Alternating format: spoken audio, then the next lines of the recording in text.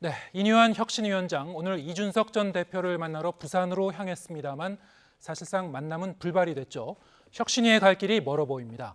총선 채비 서두른 정치권 이슈, 이종훈 정치평론가 그리고 차재원 부산 가톨릭대 특임 교수 두 분과 함께 말씀 나눠보겠습니다. 안녕하세요. 안녕하세요. 네, 어서 오세요. 네, 이뉴한 위원장이 부산까지 찾아갔습니다만 결국 뭐 인사도 제대로 못하고 면담도 제대로 못하고 지금 돌아와야 되는 그런 상황이 돼버렸는데 오늘 이준석 전 대표의 토크 콘서트 마침 이종훈 평론가께서 사회를 보신 것 같아요. 현장에 계셨는데 네, 그렇습니다. 예, 현장에서 보시니까 분위기가 어땠습니까? 네, 뭐 일단 이뉴한 위원장이 이제 갑자기 오신다 그래서 그 사전 미팅 때 그 부분 관련해서 오늘 보니까 이준석 전 대표하고 이현주 전 의원이 좀 이야기를 나누시더라고요. 네. 그래서 어떻게 할 건가 갑자기 오셨는데 문전박대할 수는 없는 거고 하니까 일단 뭐 예우를 갖춰서 모시되 오늘 사실은 이제 이 토크 콘서트에서 이제 하고자 했던 얘기는 국민의힘에 대한 좀 쓴소리였기 때문에 예, 그 하고자 했던 얘기는 다 하자 이렇게 이제 그 사전에 합의를 하시더라고요. 그래서 예, 그 방침에 따라서 이뉴한 위원장 뭐 지금 화면에 나옵니다만 앞자리로 이렇게 모시고 그런 이제 과정이 있었고, 근데 이뉴한 위원장께서도 자기는 오늘은 그냥 경청하러 왔다 예. 이렇게만 얘기를 하시더라고요. 네. 예. 현장에 계셨기 때문에 좀 더 피부로 좀 와닿으실 것 같은데 분위기가 네. 이준석 전 대표가 영어를 갑자기 사용하면서 이뉴한 위원장에게 이제 메시지를 전했습니다. 네. 왜 영어를 굳이 썼을까요? 뭐 이뉴한 위원장에게 좀 더 정확하게 자기 의사를 전달해야 될 필요성 같은 걸 좀 느꼈던 거 아닌가. 저는 개인적으로 일단 그렇게 느꼈습니다. 그러니까 이뉴한 아무래도 위원장이 대부분의 한국인보다도 더 한국어를 더 잘하시는 분인데 뭐 그렇긴 예. 하지만 그럼에도 불구하고 어찌됐건 모국어는 영어 아니시겠습니까? 그래서 아마 오늘은 좀 명확하게 본인 의사를 전달해야 되겠다라는 좀 의지가 작동했던 것 같고, 또 관련해서 이게 자칫 이제 잘못 전달될 경우에는 네. 불필요한 오해를 좀 유발할 수도 있다 이런 판단도 좀 한 게 아닌가. 근데 대부분의 언론은 약간 거리감을 두기 위해서 일부러 영어를 썼다 이렇게 예. 좀 이제 쓰고 있는데요. 뭐 그런 의도까지 있었는지까지는 뭐 그것까지는 제가 잘 자세히 모르겠습니다. 예. 차 교수님께서는 어떻게 보셨습니까? 뭐 이준석 대표 입장에서는 할 말은 다 하되, 그리고 또 이뉴한 위원장에 대한 예우는 다 갖추되, 그렇지만 그 당과의 현 상황에서 거리를 두겠다는 정치적 스탠스는 분명히 하는 나름대로 상당히 좀 현명한, 나름대로 좀 깨돌이 같은 그러한 이 퍼포먼스를 보여준 것이 아닐까 하는 생각이 듭니다. 예. 사실 여러 차례 그 이뉴한 위원장과의 만남과 관해서 본인은 전제 조건이 먼저 해결이 돼야만 만날 수 있다는 이야기였거든요. 그 전제 조건이라는 것이 이 지금 민주적으로 선출된 당 대표를 내부 총질하는 대표라는 대통령 문자 하나로 축출하는 이러한 당의 잘못된 정치 문화를 바꾸지 않고서는, 그것이 사실은 어떻게 보면 지금 국민의힘이 당면한 가장 큰 문제인데, 그거를 해결하지 않고는 지금 어떠한 형태의 혁신도 다 소용없다는 메시지를 계속적으로 이야기를 해왔거든요. 그렇기 예. 때문에 그런 측면에서는 어떻게 보면 지금 이준석 전 대표가 이야기한 것처럼 이 용산에 대해서, 대통령실에 대해서 쓴소리부터 먼저 하고, 예. 그리고 또 하나는 당 지도부가 지금 이준석 전 대표가 당에 대해서 소위 말하는 본인 입장에서는 고언을 쏟아내고 있는데, 이러한 부분들을 고깝게 여기면서 계속적으로 자기 신에 대한, 이준석 대표 자신 개인에 대한 이 인적 좀 인신 비난에 가까운 그러한 공격들을 하는 부분들, 그런 부분들에 대해서 열려 있지 않은 상황에서 과연 지금 이뉴한 혁신위가 제대로 일을 할 수 없을 거라는 판단, 그 기조하에서 아마 지금 이뉴한 위원장과의 직접적인 대면을 스스로 삼가하지 않았나 하는 생각이 듭니다. 예. 그렇다면은 이준석 전 대표가 최근에 여러 언론에도 등장을 하고 여러 가지 이 경로를 통해서 국민의힘에 이제 신호를 발신하고 있는 것 같은데요. 어떤 겁니까? 지금 그 이준석 전 대표의 마음은 이미 그 여당을 떠난 겁니까? 아니면은 뭐 끝까지 어떤 일종의 벼랑 끝 전술일까요? 치킨 게임 같은 걸 하고 있는 건가요? 제가 보기에는 이미 마음이 많이 떠난 상태 같더라고요. 예. 오늘 이제 이야기한 기조를 보게 되면 이제까지 얘기했던 것보다는 조금 더 진전된 그런 표현들이 좀 등장을 했거든요. 예. 국민의힘 같은 경우에 뭐 고쳐 쓰기 어렵다, 그 단계를 넘어섰다 이런 표현도 썼고, 또 윤 대통령에 대해서 아주 좀 직격탄을 퍼붓는 그런 그 표현도 좀 등장하지 않았습니까? 예. 환자는 서울에 있다. 뭐 이런 식의 표현도 좀 등장했고 그래서 제가 보건 제 느낌으로는 그 윤석열 대통령이 직접 나서도 이제는 좀 마음을 돌리기가 어려운 정도까지 지금 이제 상태가 좀 많이 지금 이제 심리적인 상태가 많이 돌아선 게 아닌가 그런 느낌을 좀 많이 받았고요. 그리고 무엇보다 이제 이번에 그 이철규 인재영입위원장 임명한 것이 많이 좀 자극을 좀 준 것 같아요. 그래서 이건 뭐 확실히 혁신하려고 하는 의지가 없다 이런 신호로 좀 받아들이는 것 같고 그런 상태에서 마치 뭐 자기한테 공천만 주면 그냥 주저앉을 것처럼 그렇게 이제 이야기하는 것에 대해서 굉장히 좀 약간 모멸감 같은 것을 좀 느끼고 있는 거 아닌가. 그래서 제가 보건대는 마음이 이미 그 탈당 쪽으로 상당히 많이 기울은 것 같다. 그런 느낌을 일단 오늘 받긴 했습니다. 네. 탈당 쪽으로 신당 창당 쪽으로 마음이 한 발짝 더 다가간 것 같다. 지금 말씀하셨습니다만 이철규 전 사무총장이 네. 인재영입위원회 위원장 총선 준비의 핵심에 다시 들어갔습니다.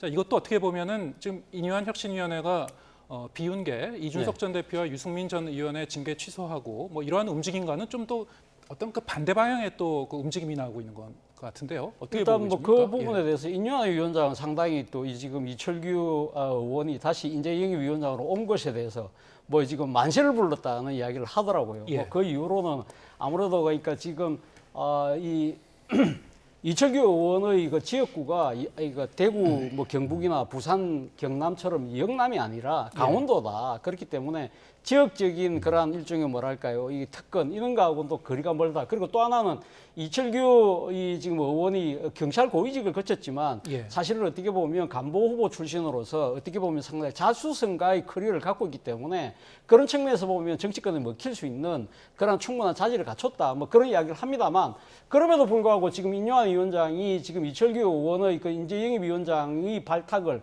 나름대로 정치적으로는 상당히 조금 이렇게 크게 걱정하지 않는 이유는 본인이 이번에 지금 그 이 당의 중진, 지도부, 윤석열 대통령의 척건 이 3자를 딱 지칭을 하면서 소위 말해서 당내 기득권을 내려놓아야 된다고 이야기를 했는데 네. 그 기득권 중에 들어가는 인물이 바로 이철규 의원이라는 게 중진이고 그렇습니다. 예. 윤핵관 중에 한 명이잖아요. 네. 그런 측면에서 본다고 한다면 본인 입장에서는 아마 이 지금 이철규 의원이 설사 인재영입위원장으로 온다 하더라도 아마 본인이 어떤 식의 그러니까 험지 출마라든지 불출마를 선언하게 되면 그런 우려는 자연스럽게 가시지 않을까라고 아마 낙관적으로 생각할 거 하고 있는 것 같아요. 예. 그럼에도 불구하고 저는 이준석 전 대표 입장에서는 상당히 이것이 상당한 어떻게 보면 자신의 그 결정을 마지막으로 지금 굳히게 만드는 그러한 하나의 정치적인 촉매 역할을 할 가능성이 높다고 아마 본인이 판단할 것 같아요.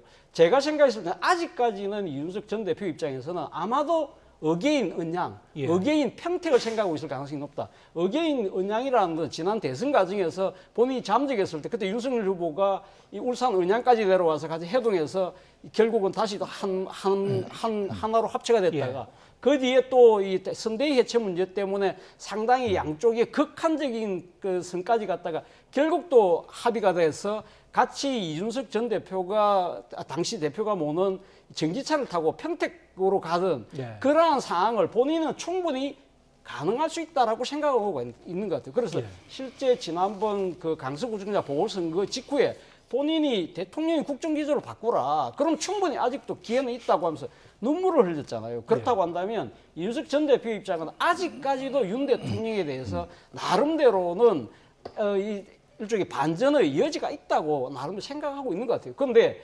만약에 이것이 지금 이철규 이 의원의 인재영입위원장으로 봤을 때 이건 가능성 없다고 생각하면 저는 이제는 이제 말 그대로 헤어질 결심을 할 단계가 되지 않았나 하는 생각도 듭니다. 예, 헤어질 결심을 할 단계가 되지 않았나.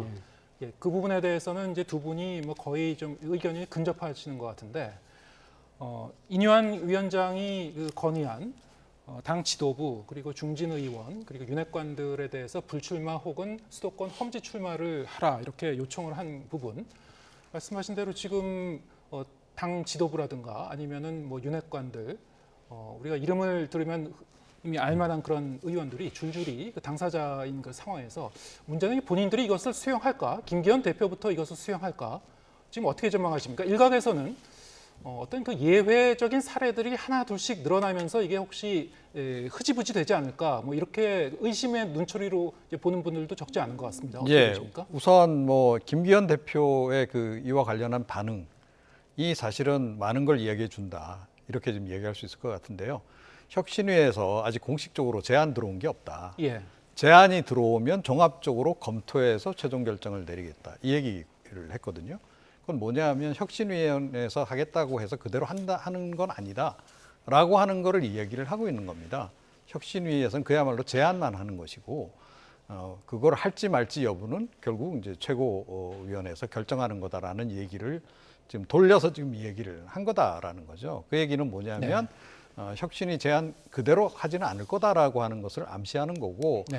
과거의 전례를 볼 때 이런 식으로 흘러가면 결국 윤핵관들은 한 명, 두 명 이제 그 빠지면서 사실은 대상에서 다 제외가 되고 권력 없는 이제 그 비윤계들만 다 수도권으로 이제 출마하지 않으면 안 되는 상황으로 이제 갈 가능성이 높다.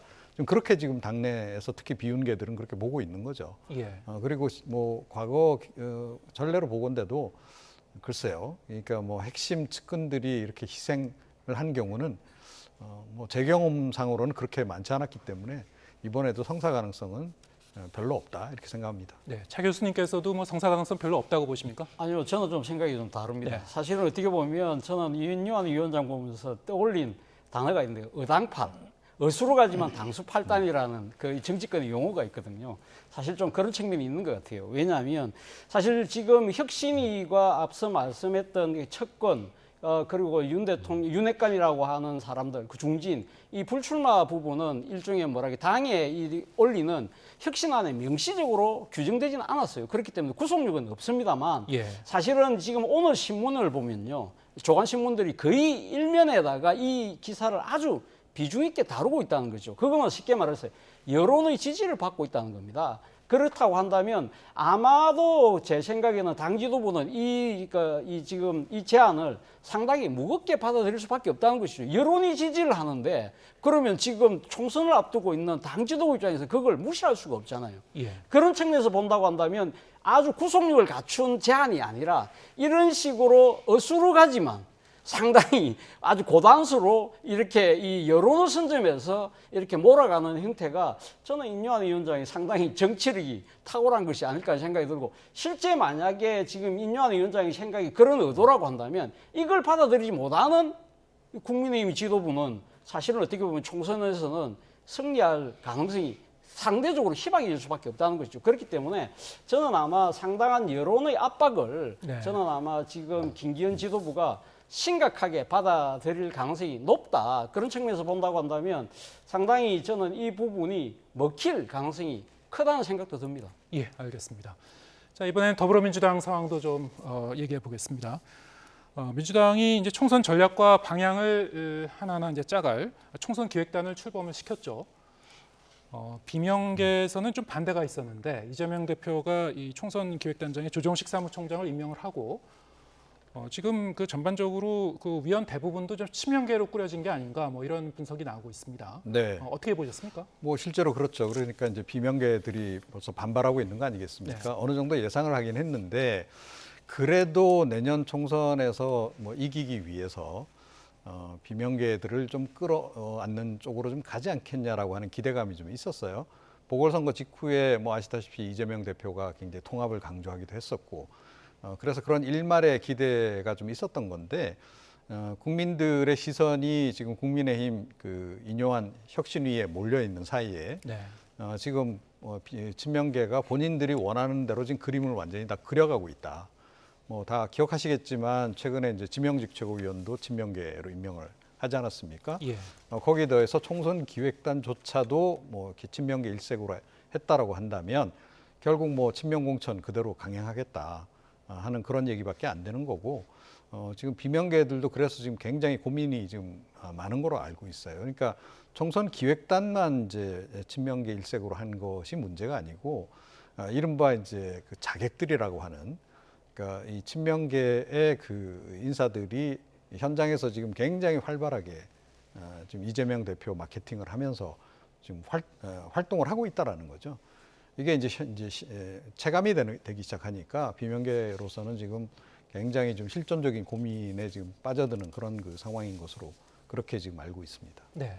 비명계 입장에서는 좀 불안감을 느끼게 된 그런 상황일 것이다. 이재명 대표가 이 총선 공천 자체를 친명계 위주로 틀어쥐고 끌고 나갈 것이라는 어떤 그런 그 의지를 보인 것이다. 이런 쪽으로 해석을 해주셨는데 어떻게 그렇죠. 동의하십니까? 뭐 지금 현 단계에서 그렇게 그러니까 지금 총선 기획단이 그리 짜여졌다고 해서 예. 친명계 일색으로 공천할 것이라고 단정하기 좀 이릅니다만 네. 아무래도 그러한 그 일종의 뭐 가능성이 커진 것은 사실이죠. 근데 저는 사실 어떻게 보면 총선 기획단의 일개 단어 이 지금 구성원들보다 더 중요한 사람이 저는 총선 기획단장인 지금 조정식 사무총장이에요. 조정식 사무총장이 사실은 최근에 사의를 표했지 않습니까? 네. 그럼에도 불구하고 지금 몇몇 다른 당직은 사의를 표한 사람들을 상당히 사의를 수용을 했지만 지금 이 조정식 사무총장 같은 경우는 유임을 시켰거든요. 거기다가 다시 지금 이 총선 기획 단장까지 맡긴다는 것 자체가 사실 어떻게 보면 이 지금 이게 당내뿐만 아니라 국민들의 입장에서도 보면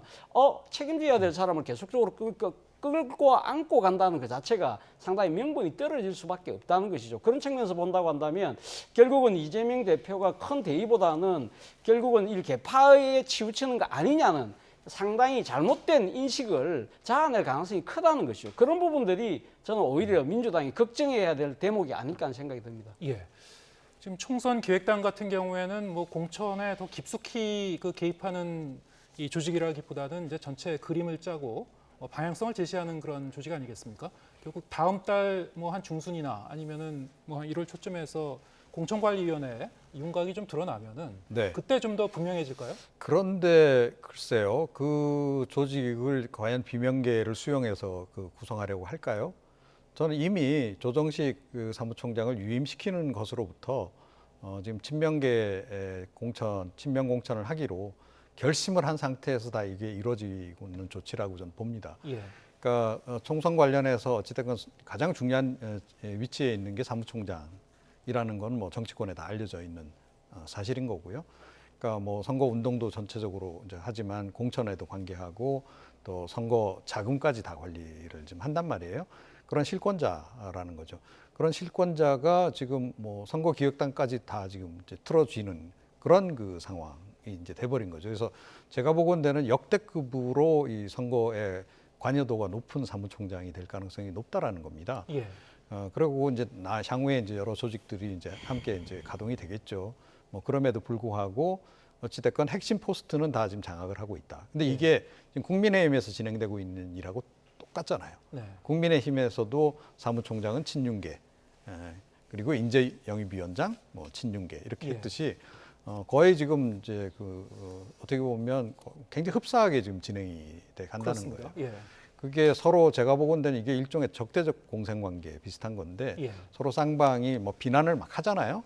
뭐 이쪽에서는 뭐 혁신이 뭐 별로 기능 못할 거다 비난하면서도 본인들도 사실은 얼마 전에 혁신이 가동했지만 제대로 작동 안 했던 바가 있는 거고 결국 이제 친윤계 중심으로 이제 그러니까 친명계 중심으로 지금 조직을 꾸려가고 있잖아요. 그러니까 서로 비난을 하면서도 굉장히 닮은 꼴로 예. 양쪽에서 진행이 되고 있다 이렇게 봐야 할 것 같습니다. 예.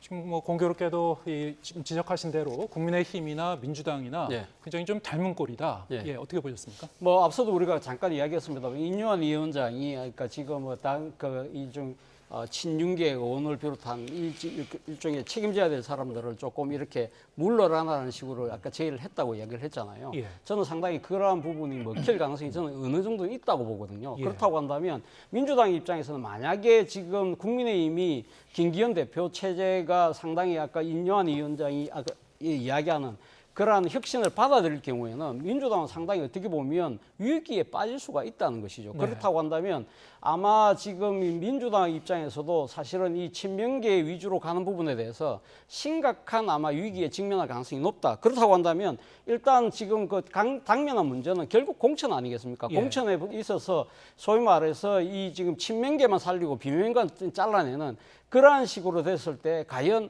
만약에 이 지금 국민의힘이 상대적으로 아까 이야기했던 인요한식의 그런 그 혁신안이 받아들일 경우에는 예. 상당히 어떻게 보면 졸지에 민주당이 약간은 좀 수구처럼 비칠 그런 측면이 있는 것이거든요. 예. 그렇기 때문에 사실은 지금 죄송합니다. 이재명 대표 체제 입장에서는 상당히 이 공천을 어떻게 혁신할 것이냐의 부분도 있는 것이고, 또 하나는 지금 이재명 대표와 관련된 자신의 지금 사법 리스크가 지금 당면에 있잖아요. 네. 그 부분이 지금 현재 재판이 진행되면서 재판 리스크로 지금 점점 커지고 있는 상황이기 때문에 예. 과연 내년 이 총선을 과연 진두지휘할 수 있을까라는 부분들에 대한 상당한 의구심도 커지고 있는 상황이기 때문에 예. 사실은 지금은 어떤 식으로도 총선 기획단을 만들고 하지만은 그러한 부분들이 지속 가능할지 여부는 좀 더 지켜볼 필요가 있다는 생각이 듭니다. 예, 알겠습니다. 오늘 저희 대담이 한 4분 정도 더 남았는데요. 뭐 지난주 그리고 이번 주 쭉 정치권을 보면은 굉장히 뜨거운 이슈로 갑자기 그 등장한 이슈가 있었습니다. 김포의 서울 편입 문제. 자, 국민의힘이 갑작스럽게 이 카드를 꺼내 들었는데 뭐 여러 지역이 좀 들썩들썩하고 있습니다. 어떻게 네. 보셨습니까? 그러니까 이게 진정성이 상당히 의심되긴 해요. 그러니까 실제로 이게 과연 가능할 것인가 하는 거 부분에서는 좀 이제 회의를 많이 갖게 되는데, 그럼에도 불구하고 선거공학적으로는 나름 잘 기획된 카드라는 거죠. 이게 네. 그렇기 때문에 사실은 다른 지역은 모르겠지만 해당 지역에는 확실히 이게 좀 영향을 미칠 가능성이 높다. 그래서 지금 2008년도에 이제 나왔던 그러니까 뉴타운 공약하고 지금 이제 이거를 많이 등치시켜서 지금 분석을 하고 있지 않습니까? 예. 그 당시에 뉴타운 공약을 내걸무로 해가지고 사실은 이제 타운도리들이 많이 탄생을 했죠. 뉴타운 이 이슈 덕분에 이제 당선된 의원 숫자가 이제 많았던 겁니다. 그 당시 보수 당에. 근데 그 실제로 이후에 그러면 뉴타운이 다 성사가 됐느냐? 다 성사 안 됐잖아요. 그러니까 뭐 성사된 곳도 있지만 대부분 뭐 성사 안 된 곳도 상당히 좀 많이 있는 이제 그런 그 상황이라는 거죠. 그러니까 이것도 지금 그렇게 될 가능성이 높다라는 거예요. 그러니까 일단은 띄워 놓는데 그럼 당장 이제 내년 총선 전까지 그러면 뭐 김포가 서울에 편입이 완료가 되느냐? 아니다라는 거죠. 예. 또 다른 이제 그 인접 지역도 다 마찬가지. 그러니까 띄워만 놓고 그거로 해서 표를 긁어 모아서 의석수는 더 확보하고 예. 그러고 나서 이제 그 이후에는 내몰라라 하는 그런 네. 상황으로 갈 수도 있는 그렇군요. 겁니다. 예. 그럼에도 불구하고 이게 해당 지역 유권자들한테는 상당히 소구력을 갖기 때문에 네. 민주당도 이제 굉장히 고민을 하게 되는 거죠. 이걸 예. 무조건 반대하기도 뭐하고 그렇다고 해서 거에 대응할 만한 어떤 이제 공약을 내걸어야 되는데 예. 그거 뭐 하루아침에 또 만들어지기도 좀 어렵고 그래서 민주당으로서도 상당히 좀 곤혹스러운 그런 지경인 것으로 전해지고 있습니다. 예. 지금 사실 이 이슈 같은 경우에는 굉장히 뭐 여러 가지 관점에서 바라볼 수 있을 것 같은데요. 지금 말씀하신 대로 어떤 정치 공학적으로는 총선용 그 소재로서 상당히 어떤 활용도가 높을 것이다 이렇게 볼 수도 있겠습니다만 그렇다면 서울 시민이라든가 뭐 충청권이라든가 예. 다른 지역 그 주민들은 이걸 또 어떻게 볼 것인가 이런 문제도 있을 것 같고요. 또 과연 이 메가시티, 서울 메가시티론이라는 것 자체가 이게 필요한 것인가? 그게 아니고 다른 지역의 어떤 제2, 제3의 메가시티가 사실은 더 필요한 거 아닌가? 그리고 뭐 재정 문제라든가 이거는 뭐 또 나아지는 것인지 편입 이후에 열악해지는 건지 여러 가지 관점의 이 논점이 있을 것 같습니다. 어떻게 보고 계십니까? 저는 국가 경쟁력을 위해서는 일종의 광역자치단체가 좀 더 메가시티 차원으로 좀 커져야 될 필요는 있다는 생각이 듭니다. 예. 그런 측면에서 보면 메가시티론 자체는 찬성을 하지만 그러나 그 메가시티가 지금 그러니까 다른 지역에서 지지부진한 상황에서 수도권 특히 서울공화국이라고 일컬어지는 이 집중도가 고도화되고 있는 이 서울 중심으로 해서 메가시티가 먼저 만들어지는 부분에서는 상당한 부작용이 따를 수밖에 없을 거라는 겁니다. 예. 그런 측면에서 본다고 한다면 사실 어떻게 보면 서울을 중심으로 해서 지금 현재 이 그러니까 이 건접하고 있는 중소도시를 끌어모은다는 식의 발상은 사실 어떻게 보면 지방의 공동화 소멸화를 더 촉진시킬 가능성이 높다. 예. 공교롭게도 이 지난 금요일이었습니까? 목요일이었습니까? 정부가 지방시대위를 통해서 지방 초 4대 광역권을 키우겠다고 이야기했잖아요. 네. 그런데 지금 그 상황에서 먼저 지금 서울부터 먼저 키우자는 식의 이야기가 진행된다고 한다면 예. 그 진정성이 과연 담보될 수 있느냐는 부분이고, 그리고 지금 사실 그 이전에 나왔던 이 지금 메가시티는 부산, 울산, 경남에서 먼저 시발이 되었고, 그거는 이 지난 문재인 정권 때 시발이 되었던 거예요. 예. 그래서 상당 부분 많이 진척이 되고 있었는데 그것이 무산됐다는 겁니다. 언제부터 무산이 됐냐면 지난해 지방선거에서 사실은 이 경남과 울산의 광역 단체장이 국민의힘으로 바뀌면서 부산이 주도하는 데 대한 우려 때문에 또 양쪽이 다 발을 빼버렸거든요. 예. 그때 당시에 이걸 찬성한 사람이 김기현 대표였습니다. 그렇기 예. 때문에 그 진정성이 떨어질 수밖에 없다는 거죠. 예, 알겠습니다. 시간이 다 돼서 좀 마무리해야 될 것 같습니다. 오늘 말씀 여기까지 듣겠습니다. 이종훈 정치평론가, 차재원 부산카톨릭대 특임교수 두 분과 함께했습니다. 고맙습니다.